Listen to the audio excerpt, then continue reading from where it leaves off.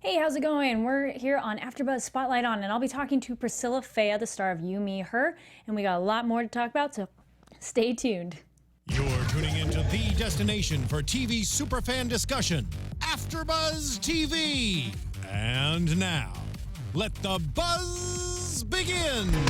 Strength and guidance, all that I'm wishing for my friends. Oh my goodness, guys. So we were just talking about this. I think it was in my brain. I totally have to apologize. First, I totally choked on. I needed some water. Her last name is Faia, not Faia. My bad. I think it's because we were just talking about it. Because we just talked about it for 37 minutes, and then you're like, all right, here we are. And then like, damn nabbit. It's okay. Anyways. It's classic. I love it. See, that's why you never tell people the wrong way right before. Anyway, everybody, hey, welcome to AFTERBUZZ Spotlight On, where I'm going to be talking to Priscilla Faia about You, Me, her career, everything. Welcome. Thank you. Hello. So we got a talented, man, I am like, bleh. Oh my God. To be fair, that's usually me. I was saying everything wrong, so I get it. I'm not even being flinched. Yeah. Well, she's a very talented actress, multiple levels of creativity looking you up. You've got painting, writing, acting, and guitar. I was looking that up, that you're starting to do that? Yeah, that's very kind. I do paint and draw, and I enjoy lots of artistic expression, I'd say. I'm learning how to play the guitar, and it's been really, really fun. Cool. It's hard to pick up. But once you kind of get the basics of it, it gets more fun. And then you start hearing the differences and how guitars sound. And that's really exciting for me. Like when I just went out and bought another new guitar, and that was really fun for me because the first time I bought a guitar, I didn't know what I was doing. So I just went in, I was like, I need a new guitar. But going in this time and like hearing how they sound and getting to sit down and having someone like be like, try this one, that was pretty cool. So very cool. Yeah, I was just going to say, my grandfather used to play the guitar. So it was really important for me to that was what inspired me to want to play, because he would always play when we were kids and stuff. So I thought I'd, kick it old school and bring it back into the family. So, yeah. What's your favorite song to play? Oh, this means playing. You know what? I learned how to play Blackbird by the Beatles, and it's really satisfying to play once you've learned how to play it, because there's lots of picking and different, so it's probably my favorite thing to play right now. It's very fun. I'm learning some Mumford and Sons. Oh, yeah. That'd be a good one. Yeah, love them. Just their pace is really fast, so it's learning how to play it at the pace that they play it at is difficult, but I'll get there. Well, you are learning, so. Exactly. No expert just yet. Yeah. Well, let's go back into the acting category. So sure. You were on Rookie Blue. Why don't you talk about your role? Yeah. Rookie Blue was, on many forms a big change in my life. It was my first series. Okay. So, and it all happened very quickly. So I got the role, and then I had about, I'd say 9 days where I had to move out to Toronto and join this cast that had already been together for 3 years at this point, and it was nerve-wracking. I didn't know what to expect, and I'd never been to Toronto. I didn't have any friends there or anything, but I was immediately welcomed with open arms. I got an email from Charlotte Sullivan, who played Gail, and welcoming me, and then Missy Peregrine, who is here with me today. Woohoo! We immediately became friends in a very funny matter, which is so indicative of our relationship. We had both kind of gotten out of, shady relationships, and we're like, hey, we're going through this thing, I'm going through this thing, and then we're both like, did we just become best friends? And then we, it just started our great friendship, and honestly, that's that was the theme of Rookie Blue for me. Was everyone was really close, and it was a family. I did three full seasons, and it was a big part of my life. Professionally, I learned so much. Just working on a network show, everything is very fast paced. Changes are happening all the time, so I really learned how to be a professional actor. Someone who knows how the machine works. So it was great. I mean, it's embedded in my heart. Aww. It's true. I might cry. Where's the tissues? Yeah. Now you're able to take that knowledge to You, Me, Her. Why don't you talk about that new show? Yeah. You, Me, Her is my new show.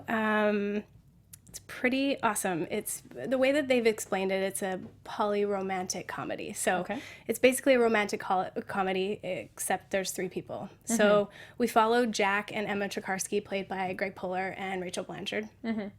They're kind of in a hiccup in their marriage. You know, they're trying to have kids. You know, this is what happens in real relationships. You go through ebb and flow, and at the terrible advice of his brother, he hires an escort. And I play Izzie Silva, who's a psychology grad student who has sort of taken a job escorting. She doesn't sleep with men, but, you know, men pay her to spend time with her. And she got into this with the idea from her roommate, Nina. So they meet, Jack and Izzie meet. They really hit it off. They end up just, you know, spending time together and really connecting, and he ends up falling for her, and then he goes home and tells his wife, and they have a big fight, and she goes behind his back and hires me, and then we meet and we hit it off. And it doesn't start as a show about polyamory. You know, it's 3 people who kind of get into this situation, and so basically the married couple decide that they want to continue to see Izzie. So it starts off as a business arrangement, but as any normal relationship, things tend to get complicated and feelings get involved. And so we watch, as the season progresses, you watch these 3 people trying to navigate like what they are and what they're doing. Yeah. With all these feelings bubbling up. Yeah, and even just from the trailer, you can see the reactions of their friends not understanding how that works. Yeah, because and that's the thing, is they don't really know how it's going to work. Yeah. And that's why the thing about this show is it's a really grounded approach to a subject matter that is kind of still taboo. You know, no one's really talking about it yet, and I think that whenever we're talking about subjects that no one knows much about, we tend to kind of, what is this actually about? And I think the greatest compliment that I get about this show is we were really pleasantly surprised, because I think that when you watch the trailer, you think you might have ideas of what it's going to be like. You know, it's a guy who's married and now there's a third person. You kind of fill in the blanks, but when you're watching the show, it's not about that. It's not about a husband who's just like, yeah, I've got 2 women, you know. It's in fact, he's the one who emotionally has the most problems with this. So interesting. Yeah, so you watch the women kind of lean into this, and while Jack is kind of like, what's happening here, and it's a really interesting dynamic. Yeah. Now, what is it? How do you relate to your character? Well, it's funny. Or do you? Yeah. It's funny. I get asked this question a lot. You know, what drew me to Izzie? And to be honest, I'm still not really sure what it was. I immediately understood her, like at a deep level. I think that sometimes we're in places in our lives where we're just kind of jumping in and saying, you know, who knows what's going to happen. I certainly have been there. And you know, for her, she's got some things, as we all do. She comes from a family from divorce, so I think that her ability to commit is probably a little lackluster. I don't think that she's able to kind of walk into something and be like, yes, let's be in a relationship. And so I think that this dynamic is really exciting for her. And because she's a guest, the level of commitment is already, you know, it's not the same as being one-on-one with somebody. Yeah. So I think that I really empathize with what she was going through. I think I saw her difficulties and what she wanted and all that stuff, and I was able to kind of really understand where she was coming from. And now, relating to your character, we want to talk a little bit about your orientation.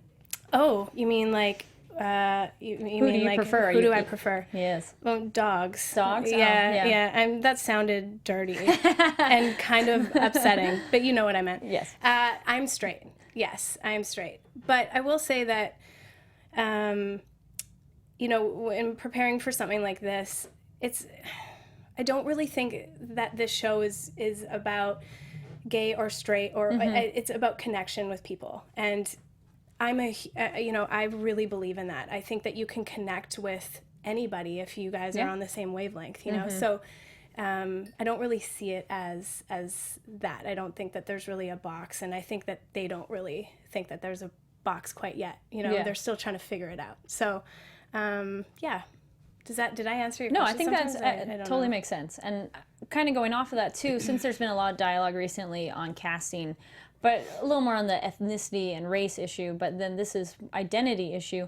Do you feel like as an actor, it's your job, how do you bring that truthfulness to identity you don't necessarily identify with? Yeah. Again, I came at it from a connection point of view. Nisha Ganatra, who was our director, who's incredible, by the way, she was very adamant that we were going to be in rehearsals before we went to camera. So we spent 3 days. I spent 3 days with specifically Greg and Rachel, and then we brought some of the supporting cast in as well, where we didn't go over dialogue. We didn't go over what we were going to be doing.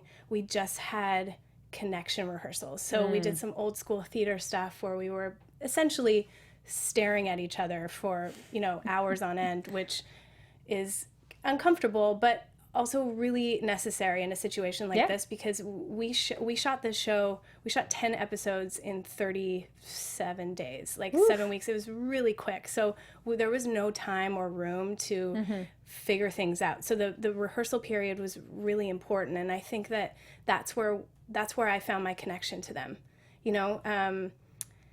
And I guess, you know, in terms of orientation, like I keep using the word connection because that's really where I came at it from.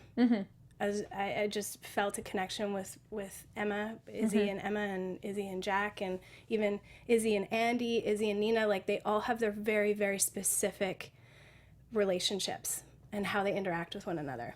Sure. Now, the way you've been describing it a little bit so far is it sounds like Izzie is with them separately. Is there...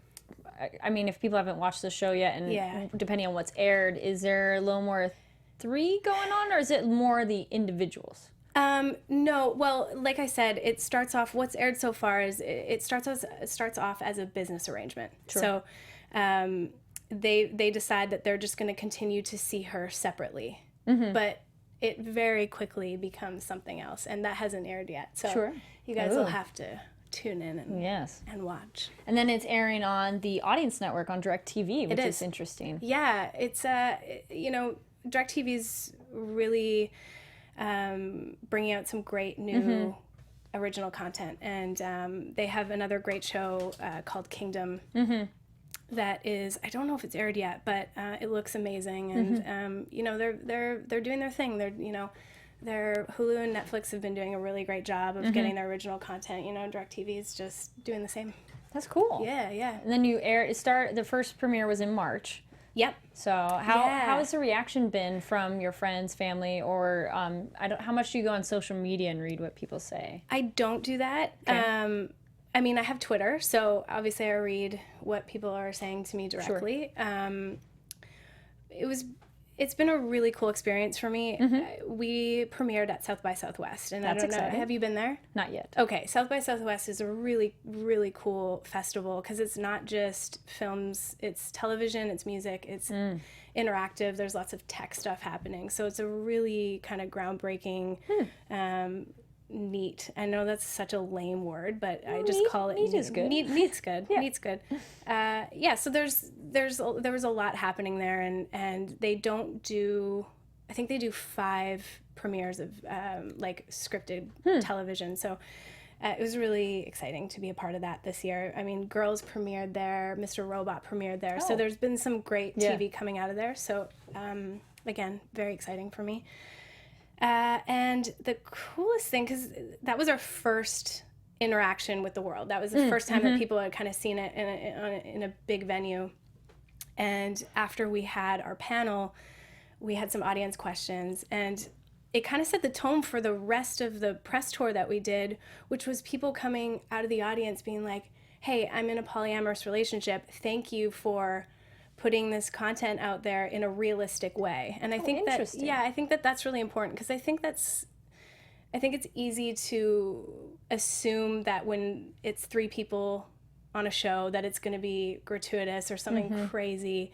And this is it's not about sex. And I think that was, you know, polyamory is about making deep relationships with more than one person. So I think that that's been really cool to see the reaction of people being like, oh, this is great. You know, this is what it, not necessarily reality, but just more on the same wavelength of that. Oh, sure. And that must be very rewarding to have people who do participate in a polyamorous relationship complimenting the show, feeling it's realistic, because then you know you did your job right. I mean, anytime that somebody can relate to what you're doing, I think is always a win.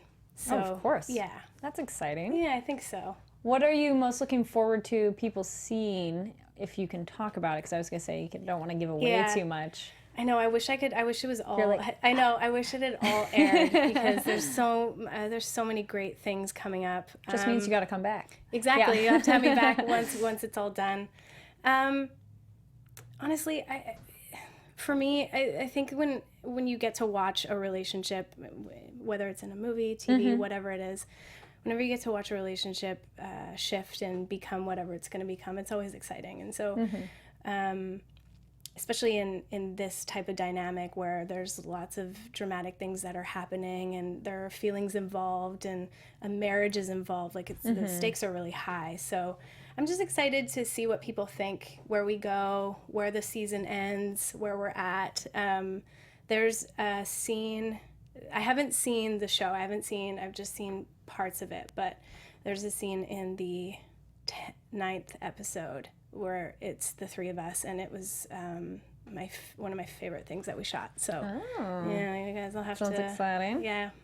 Now, so are you watching essentially with the fans in a way because you said you haven't seen it yet? So. I haven't. No. I guess so. I don't have DirecTV, so which is hilarious. I mean, we do get to see the episodes like as they're being aired, but I don't get to watch it live. But, okay. So no live tweeting. No live tweeting. I mean, I guess I could technically live tweet because people could ask me questions about what was going on. There you go. And, we'll see what happens. But I'm Canadian, so a lot of my family is like, when can I see this? I'm like, I'm not really sure that you want to see this. I've just told my family like what episodes to kind of stay away from if they don't want to like never look at me the same again. Okay. There's a little spoiler there, but yeah, I don't. What did you ask me? No, just like how people are reacting to it. And, right. But actually, going off what you said, then how was that kind of experience of?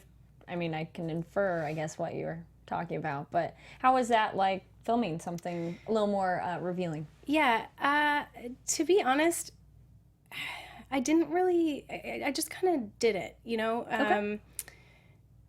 Again, show is not about sex, so it was very non-threatening, and we had an amazing crew, and again, Nisha was our, she's an amazing woman who creates a set that is very harmonious and respectful, and so it was never something I was thinking about. I think later when I got home I was like, what's happening?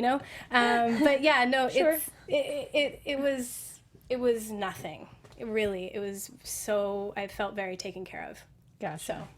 No, it's interesting because with like television shows, there's different directors per episode, and now new Netflix original shows or DirecTV original shows, they can have different directors. But for this show, it looked like you had the same director the whole time. We did. How was that? Yeah, I think it was completely necessary, specifically because of the way that we shot. So not only do we shoot it in 7 weeks, but we were cross-boarding. So okay, and I just broke a light, I think. No, cross-boarding it's not the same as block shooting, but you're shooting same locations. So whatever location we were in, we were shooting whatever was in the entire season in that location. Oh wow. So there was a lot of back and forth and continuity stuff and where are we and what's happening. And I think that when you have someone like Nisha who her biggest thing is about creating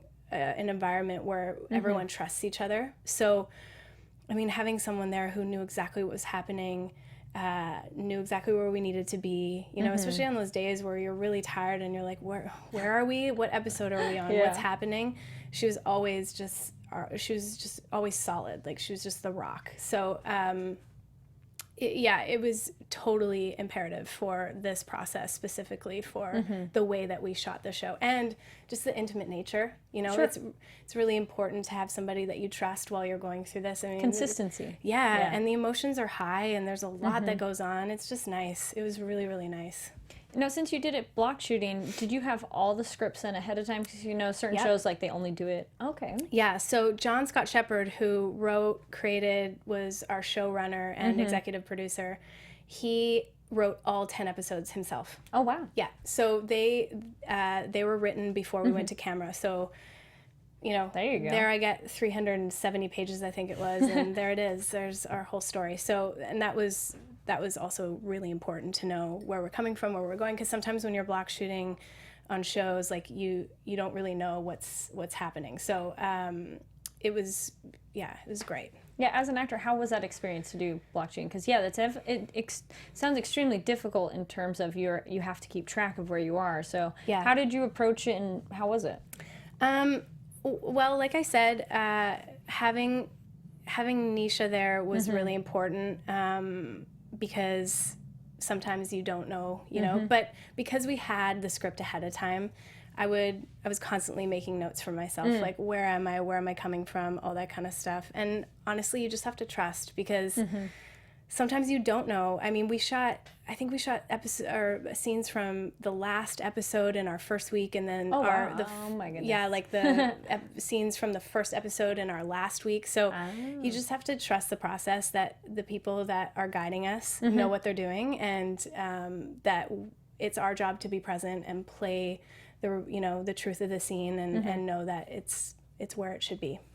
Now, even though I had a script and you were playing by the moment, was there any sort of improv at all? Or Oh, yeah. Oh, fun. Yeah, I mean, Greg Poehler is a comedian, so, I mean, he would just never stop talking. It was a very funny joke on the set, because he just would, if you let him go for 45 minutes and just improving, he would. So we're like, okay, let's, but it was fun.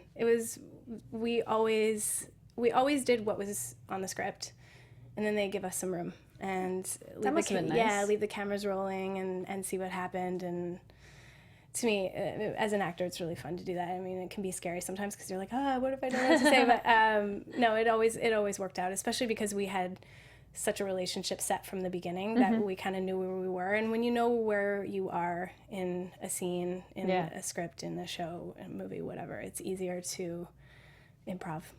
Sure. Yeah, for me anyway. Yeah, no, it makes sense, because then you all know each other, you know where you're coming from, and then if you already know the script too, it's like you can keep it focused and be able to play. Absolutely. And what was, were there any favorite moments that happened, any happy accidents, funny stories? I mean, there's so many happy accidents. For me, one of my favorite happy accidents, it's in the pilot episode. It's my last scene with Nina, and they let the cameras roll, and we have a scene. I yell at her, and then I walk out of the room, and there's a thing with the door where I say that, I'm resentful that there's no solid door. You have to see it. Okay. Once you see it, you know what I'm talking about. That was really fun, because they kind of just again, kept the cameras rolling and had fun with us. And they did that a lot with the three of us too. When we were shooting together, they would let us do our own thing. Again, I want to talk about it in episode 9. There's a lot of improv that we got to do. I wish I could tell you about it, but I can't. Just means people have to go watch it. Yeah, exactly. And then they'll tweet at you and be like, hey, that thing. Then you'll have to check. Well, if they tweet directly at you, it's a little more focused than random people, BSing their opinions out there. Absolutely. Now, I saw you did a trip to Peru. I did. Want to talk about that? Like, why'd you go? What was it for? It's very interesting. So, it happened around Rookie Blue time. Noelle Carbone, that's how you Carbone, right? I always pronounce it wrong. She's a writer on Rookie Blue, and her partner works for UNICEF. And so we were approached, all the cast members were approached with this charity challenge. And UNICEF does tons of these where you raise money for UNICEF, and you also take this challenge in support of UNICEF. And this year, that year that we were going was Peru, doing Machu Picchu, doing a hike through the Andes Mountains. And I mean, I couldn't say no. Right. Yeah. You're like, I'm thinking about that. Yes. Yeah, it was, and I couldn't have imagined how incredible it was going to be. It was totally, on so many levels. I'm terrified of heights. I was at the time. And I had no idea how scary it was going to be. I mean, we were going down mountains that were, it's insane. I can't even explain it. I honestly thought I was going to die. Yeah. Oh, no. But there, you know, we would be walking 2 days, and then there would be this incredible community in the middle of the mountains, and they would have like this feast for us. And it was just, the people in Peru are, it was my favorite community of people. They're beautiful humans and souls. The food is incredible. And then, you know, so we did the hike for 4 days. Got to visit some of the remote communities that UNICEF works with. That was really, really amazing to see that. And then we got to hike the Inca Trail up to Machu Picchu. Oh boy. It was amazing. Yeah. And I got to be with Peter Mooney and Charlotte Sullivan and her husband, Peter Stebbings, and Bonnie, who's Noel's partner. And it was just a trip of a lifetime for me. Oh, for sure. Really, really, really. Yeah. Now, in a completely different Yes. direction, you're a fan of horror movies. I sure am. So what draws you to those kind of films? Honestly, I think it's kind of sick. Like if I can't sleep after I've watched a movie, I'm like, that excites me. Like, that's sick, right? I think that's a little sick. I'm very picky about what kind of movies. Like, I watch them all. I try to. But if you genuinely are going to scare me, it's great. And then I'm like, hands down, best movie. There's been a couple. Oh yeah, what has scared you? What has scared me?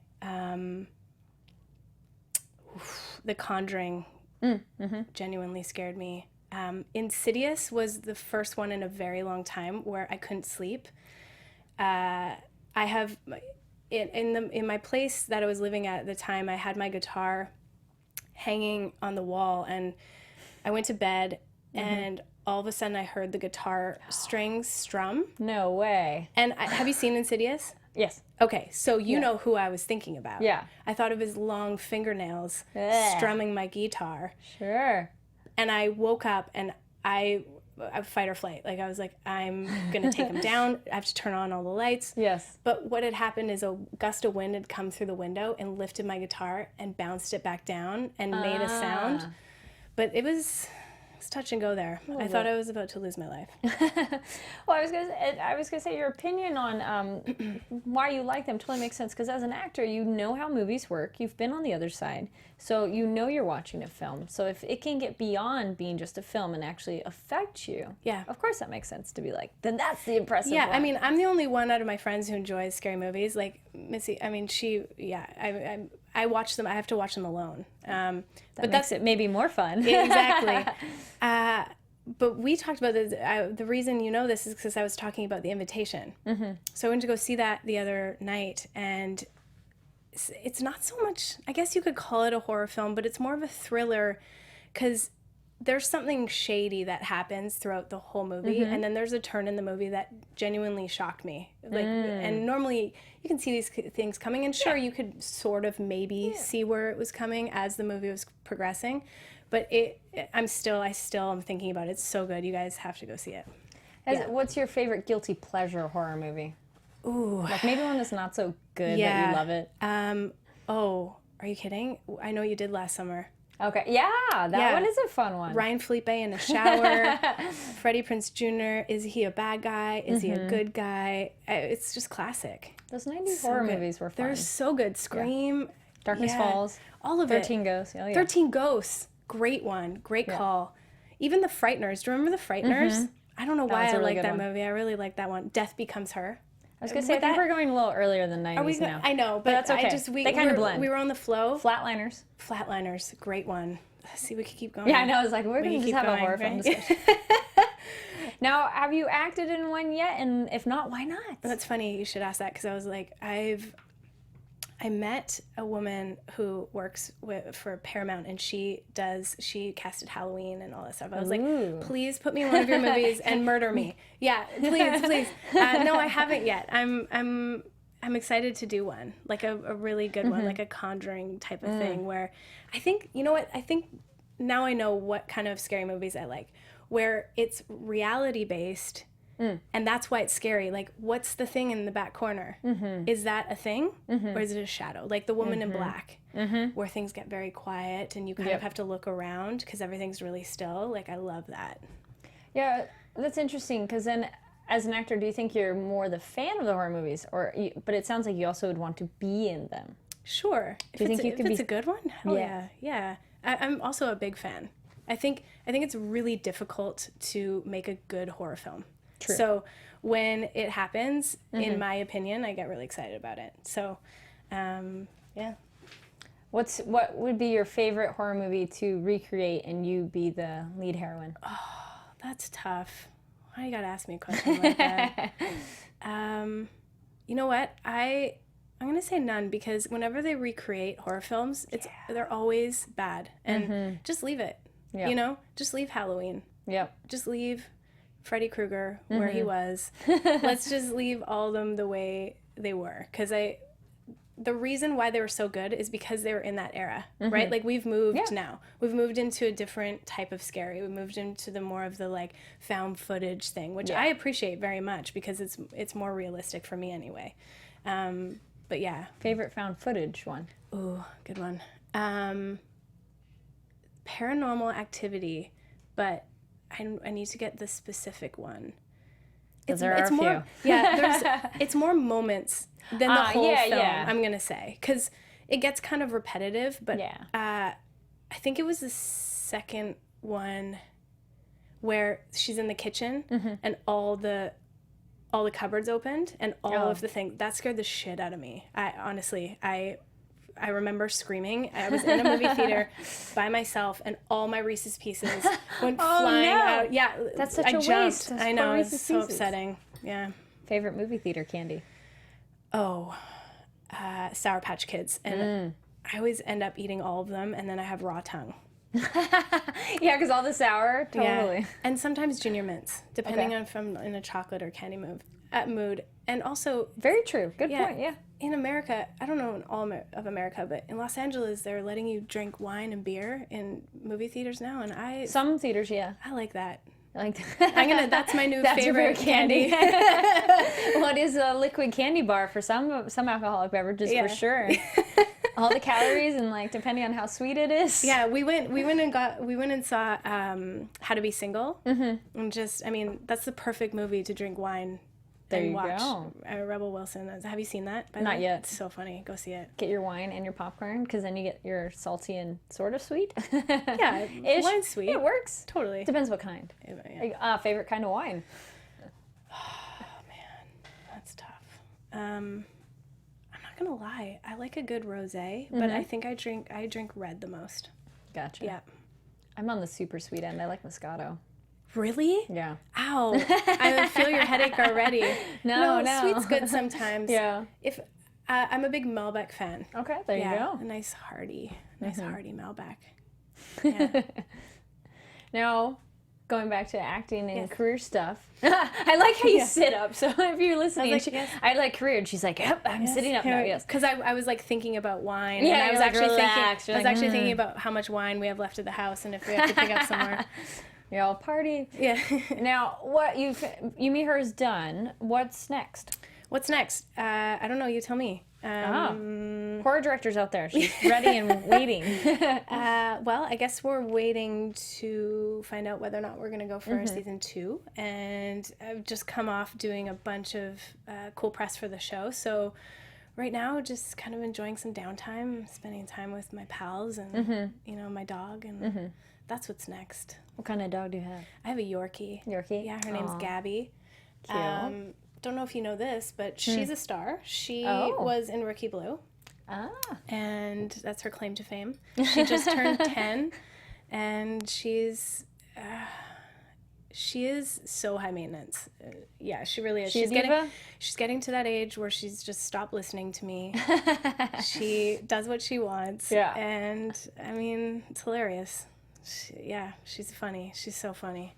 No, she's getting older, but do you go out hiking with your dog? What kind of outdoor stuff do you guys like to do? Yeah, I mean, she's at that age now where I'll take her on long walks, and whenever she's done, she'll just throw herself down and she's decided that she's done. So I try to be aware of that like she can't walk as long as she used to.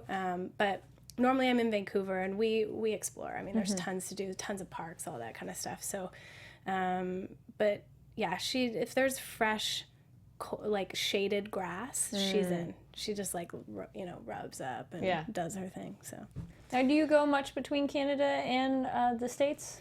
Yeah, I'd say so. I'm here right now and kind of do the back and forth. I mean, technically I live in Vancouver, but yeah, I do enjoy Los Angeles. So. Do you feel filming there is any different than filming here? I've never filmed here, so I don't know anything different. Ah. It's all up there. We filmed You, Me, Her up there. Okay. And I filmed Rookie Blue. We did it in Toronto. So I've never filmed in the States. Ah, well, you gotta change that then, right? I guess so. You're like, I'm waiting. I'm on downtime. Yeah, no, I mean, it's great filming in Vancouver. My family's in Victoria. I love being close. I'm really close to my family, so it's really nice to be near them. Okay, well, then not filming. How do you feel it's different living there versus here? I guess just the community aspect. Okay. I think Los Angeles can be hard if you don't have, if you're new and you don't know people. It's really hard. Everything's really spread out, so it takes a while to find your tribe. I'm really lucky because I've had friends who, I met friends in Canada that live here, so I kind of had my own family when I came down here. But I think a lot of people struggle with finding, their peeps. But sure, in Canada, I think it's just small. The cities are smaller, so Vancouver, you meet people. It's just different. Every city's different. Toronto, I really love Toronto. It's such a social place. People eat out all the time. People talk to each other. It's very different. It's kind of our New York, I guess you would call it.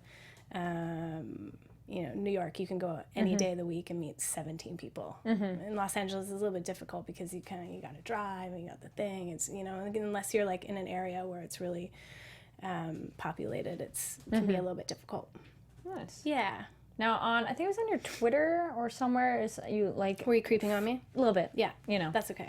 It's an easy way to know about you. It'd be like, Twitter, what are you talking about? Yeah. I saw something of like going out and getting food and such. What is your favorite city to go out and go eat? Oh, God. Or who's the best? Who has the best dining experience? Who's the best dining? New York has so many great places to eat. A lot of variety. But I don't know what it's like to live there. Toronto is where I really started to appreciate food because Toronto has all these really, really tiny places that make small menus. So they put a lot of effort into the flavors and because their menus are so small that they just make what they make really well. Okay. So I had the most fun exploring places in Toronto. There's always new places coming up. A lot of the places change their menu every couple weeks. So I'd say Toronto's pretty up there for food. Would you describe yourself as an explorer? Totally. What do you like exploring most? Anything. Places, yeah. I'm the person that if I go to a new place, instead of being like, I'm like, okay, let's do this. I'll just walk around. I was just in New York. I asked to go a couple days early so I could explore by myself. I just walked and walked and walked. I go see, went and saw a show and like going out for dinner by myself and doing it. It's fun. Any amazing discoveries you've done where you just decided to explore and go with the flow? I mean, I kind of do that wherever I go. If I have private time on my own, I did that in Peru. I would just go out by myself and walk around and see the sights. I really like doing that. I like taking pictures and all that stuff. So yeah, I naturally just really like doing that. I like to learn and experience things. So yeah. Well, it sounds nice that you're able to do it by yourself because I know a lot of people might be hesitant to explore on their own. Totally. So. Well, yeah, I mean, it's it's kind of nerve-wracking to kind of put yourself out there and go and sit and have dinner by yourself. And I think I do encourage people to do that though, because it's fun. You don't know when you're by yourself, when you've got someone with you. Maybe someone you wouldn't have met wouldn't have approached you. You wouldn't talk to the bartender. Like I always sit at the bar because you talk to the bartender, you know some things. And to be honest, usually bartenders can tell you about other great places to go to. So just saying. The local insider. Exactly. Nice. Exactly. And then, so you said, where can people find you?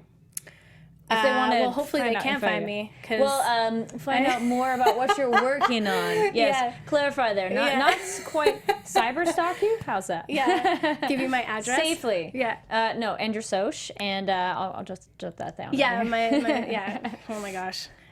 You can find me on Twitter. What's your Twitter handle? Priscilla Faia. Yeah, just first last name. And I don't know. IMDb is a weird thing to me because people.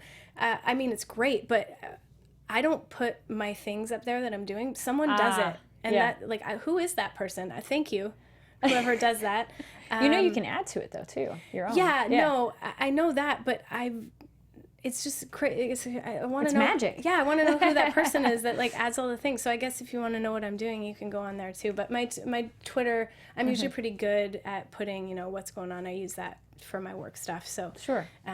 Check out my Twitter. And sometimes I retweet Missy, who always has funny things. So funny things are always good on the internet. Funny things and pictures and all the jazz. Yeah. How does that feel now to be celebrity status in terms of you have a check verification on Twitter and that people are coming and wanting to see more about you? How's that feel? I don't necessarily feel like you say celebrity status and I go, I wouldn't really. You're special. You got that Twitter verified thing. Yeah. I mean, it's great. It's cool. It's having fans is great because then people watch your things and that excites me. So I love to storytell. I love what I do. So if people are watching what I'm doing and watching the stories that I'm telling, then that's really exciting. I don't know. It's such a weird part of what we do. Yeah. It doesn't feel any different, I guess. I'm just like, okay, more people are going to read my dumb joke or, I guess. Yeah. Okay, maybe another way to phrase it too is what's it like driving around and seeing the billboards for the That's show? crazy. That's a great question. That's mental to me. I had no idea that they were planning on doing such a massive marketing campaign, which I think they've done an amazing job. But they're all over the place. Everywhere. Apparently there's a bus. I didn't know there was a bus. There's a bus. You're like, who's that pretty girl? Oh, wait, that's me. So mental.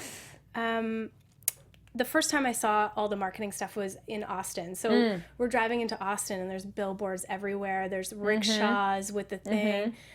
That's crazy. That's pretty crazy to me. Yeah. Have you had anybody recognize you yet?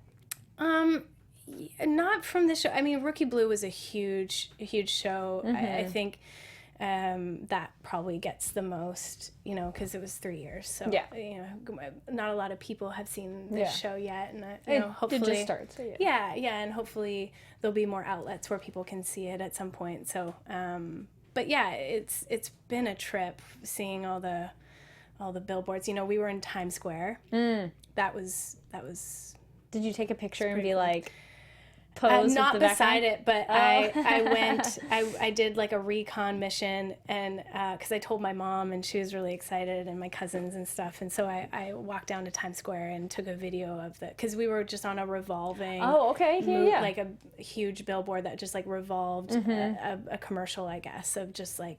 Fun. What would you do? Yeah. Would you meet her? And then it was like the film strip pictures that you That's from cute. our poster. It's great, but it was so crazy. I was like, this is mental. That'd be funny if Times Square. Yeah. If someone you're standing next to it and they're like, wait a minute. Yeah, they're like, you're taking a video of yourself, loser. No, yeah. It's exciting and you should be proud of that's me. Got to take your parents' stance if they're like, oh, that's my baby girl. Yeah. My mom was really excited about it. So. Yeah. Yeah, was there a separate shoot for generally there is for promotional material, but for the film strip, that looks so fun of just a great way it kind of encapsulates what the show is like in just that image. Yeah, we had a great photographer. I think he was from New York. Not that that matters. I don't know why I said that. I think his name was Matt. Mm-hmm. He's laughing at me. Yes, I finally got her. I'm ignoring you. Yes, we had a photographer on a separate day. It was after we were done shooting. We did a bunch of different things. So and I think they will use it for maybe our DVDs or something. I don't know. We had a bunch of different ideas that we shot, but they built us a photo booth, but missing a wall, and that's where the photographer sat. So that's cool. Yeah, it was hilarious. We were just laughing our asses off. I honestly am shocked that they even got any shots because it was so small, and there were 3 of us. Like, they got it. So. Did you slip into poses pretty easily, or did you have the awkward, like, wait, shuffle? They just let us. They were like, okay, guys, just do what you would do in a photo booth. They did some with 2 of us, one of us. Yeah. You know, they tried to get all the different, combinations. So. I was just thinking, like, oh, wait, you don't have a timer because you have a person, so it's not the, like, 3, 2, 1, go. 3, 2, 1, go. Good. Yeah. Could you imagine if someone just sat there and was like, okay, ready? 3, 2, 1. That would take us 7 hours. It'd be pretty funny, though, to see what you guys would rush into. Yeah. Well, we were rushing. Next shoot. Yeah, maybe. Do you guys stay in touch after the shoot? Well, we've been seeing a ton of each other because we just did a whole the bunch. press, yes. I see Rachel more and Mel because they're here. Greg's in Sweden. So Greg lives in Sweden. So we see him when we have stuff to do, and then so now you're favoriting one side. Yeah, no. Yeah, that makes it a little difficult if they're not locally based. Yeah, no, but we became great friends, and so we keep in touch, over email, and we all kind of there's a group email that's kind of been going on for like months, that we just kind of add to when things are coming up and all that stuff. So it's nice. It's a great cast. Yeah.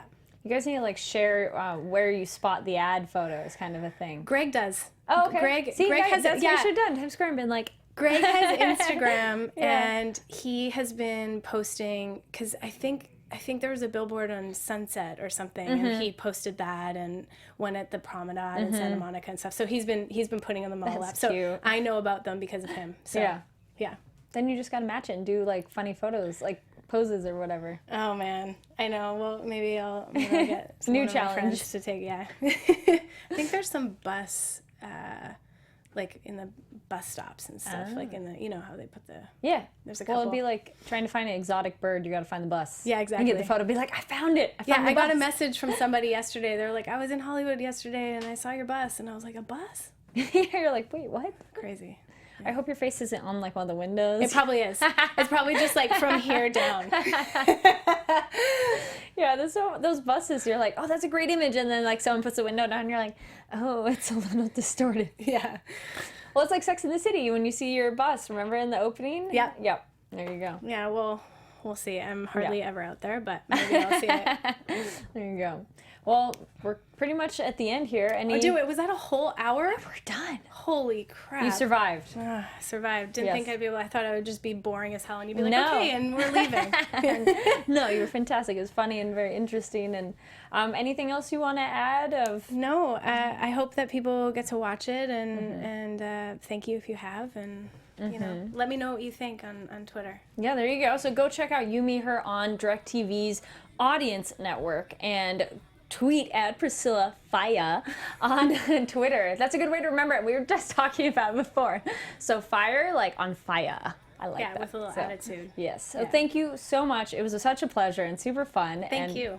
Thank you for watching AfterBuzz Spotlight. And Spotlight on, because it's like Spotlight. Anyway, I'm Kari Lane. You can find me online at Kari D. Lane on Twitter and Instagram. And make sure to follow AfterBuzz TV for all kinds of great stuff that we cover. YouTube, Instagram, Twitter, all of those things. Be sure to comment, like, subscribe, and then we'll be checking out the comments because maybe she'll be reading them and comment back to you. Again, thank you so much for watching Spotlight On, and we'll see you next time. Thank you. From executive producers Maria Menounos, Kevin Undergaro, Phil Svitek, and the entire AfterBuzz TV staff, we would like to thank you for listening to the AfterBuzz TV network. To watch or listen to other after shows and post comments or questions, be sure to visit AfterBuzzTV.com. I'm Sir Richard Wentworth, and this has been a presentation of AfterBuzz TV. The views expressed herein are those of the hosts only and do not necessarily reflect the views of AfterBuzz TV or its owners or principals.